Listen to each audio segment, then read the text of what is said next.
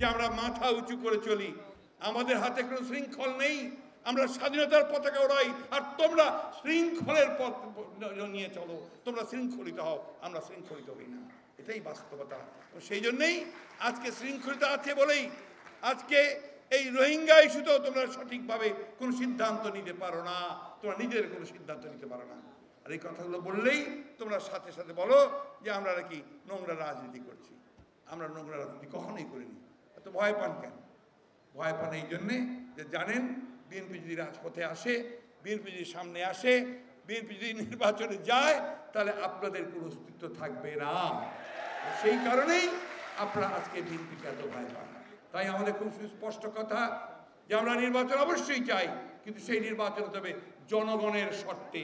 সেই জনগণের শর্ত হচ্ছে সহায়ক সরকার, নিরপেক্ষ সরকারের অধীনে নির্বাচন। রোহিঙ্গাদের প্রশ্নে আমাদের কথা খুব স্পষ্ট। আমরা বলেছি যে আমাদের এই দুস্থ ভাইরা যারা মিয়ানমারে আছেন, হিন্দু না মুসলিম আমি জানি না, মুসলমান ভাই হোক আর হিন্দু ভাই হোক, প্রায় 300-400 পরিবারের উপর হিন্দু ভাই এসছে। তারা মানবতার জন্যে আমরা তাদের পক্ষে কথা বলছি। আমরা তাদেরকে আজকে তাদের ঘর থেকে বিতরণ করা হচ্ছে, জমি থেকে উচ্ছেদ করা হচ্ছে, হত্যা করা হচ্ছে। 2 মাসের শিশু, 1 বছরের শিশু আজকে নাফ নদীর পানিতে ভাসছে। বন্ধুগণ, এই দৃশ্য আমরা দেখতে পারি না। আমরা দেখছি ওখানে জবাই করা হচ্ছে, আমরা এই দৃশ্য দেখতে পারি না।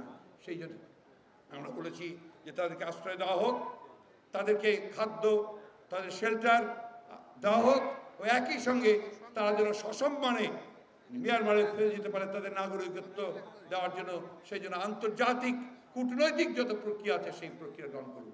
লজ্জা হয় আমাদের যখন দেখি যে আমাদের সরকার নড়াচড়ার আগেই ইন্দোনেশিয়া থেকে পররাষ্ট্রমন্ত্রী চলে আসে, দেখি টার্কি থেকে পররাষ্ট্রমন্ত্রী প্রধান ফার্স্ট লেডি তিনি চলে এসছেন, যখন দেখি যে আপনার ইউএন সেক্রেটারি জেনারেল তিনি আপনার স্টেটমেন্ট দিচ্ছেন এবং সিকিউরিটি কাউন্সিল চিঠি দিয়েছেন এই বিষয়টাকে আলোচনা করার জন্য, তখনও আমাদের সরকারের টনক নড়ে না।